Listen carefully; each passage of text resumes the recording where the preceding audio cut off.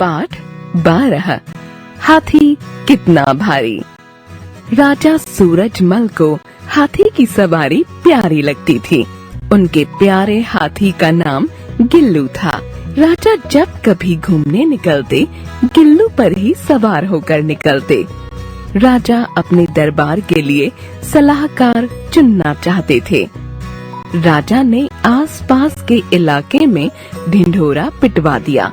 जो कोई महाराज के हाथी गिल्लू का सही सही वजन बता देगा, उसे गिल्लू के वजन के बराबर चांदी के सिक्के इनाम में दिए जाएंगे। इतना ही नहीं, उसे राजा अपना सलाहकार भी बना लेंगे। बस क्या था, राज दरबार में बड़े बड़े सूरमाओं का तांता लग गया। वे आते और हाथी को तोलने का उपाय बताते, पर राजा किसी से संतुष्ट नहीं हो पाते। कोई भी हाथी का वजन जानने का सही सही उपाय नहीं बता पाया था। समीप के गांव में एक युवक रहता था।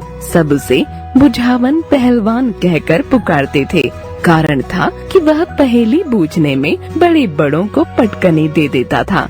बुझावन पहलवान ने जब हाथी के वजन वाली बात सुनी तो चल पड़ा राजमहल की ओर। बुझावन पहलवान ने दरबार में पहुंचकर राजा से कहा, महाराज, मैं हाथी का वजन बता सकता हूँ, मुझे अवसर दीजिए। राजा ने उससे पूछा, न बता पाए तो मुझे मृत्यु दंड तक स्वीकार है। बुझावन पहलवान ने दृढ़ता पूर्वक कहा, ठीक है, हम तुम्हें अवसर देते हैं। राजा ने कहा। बुझावन पहलवान ने राजा से नदी के तट पर हाथी और चांदी के सिक्कों से लदी गाड़ियां भिजवाने की विनती की।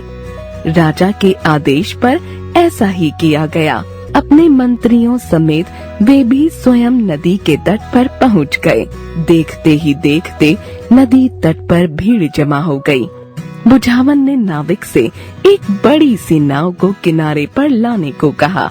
उस नाव में गिल्लू हाथी को सवार करवाया गया। इससे नाव का अधिकतर भाग पानी के अंदर डूब गया।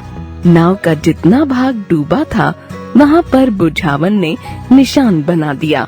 अब उसने हाथी को नाव से उतरवा दिया। बुझावन ने राजा के सिपाहियों से कहा कि वे नाव में चांदी के सिक्के भरना शुरू कर दें। नाव में सिक्के भरे जाने लगे, जिससे नाव पानी के अंदर धंसने लगी। जैसे ही नाव निशान तक डूबी, बुझावन पहलवान चिल्लाया, बस अब और सिक्के मत डालो, हाथी का वजन पता चल गया। राजा ने बुझावन पहलवान से पूछा, कितना वजन है गिल्लू का?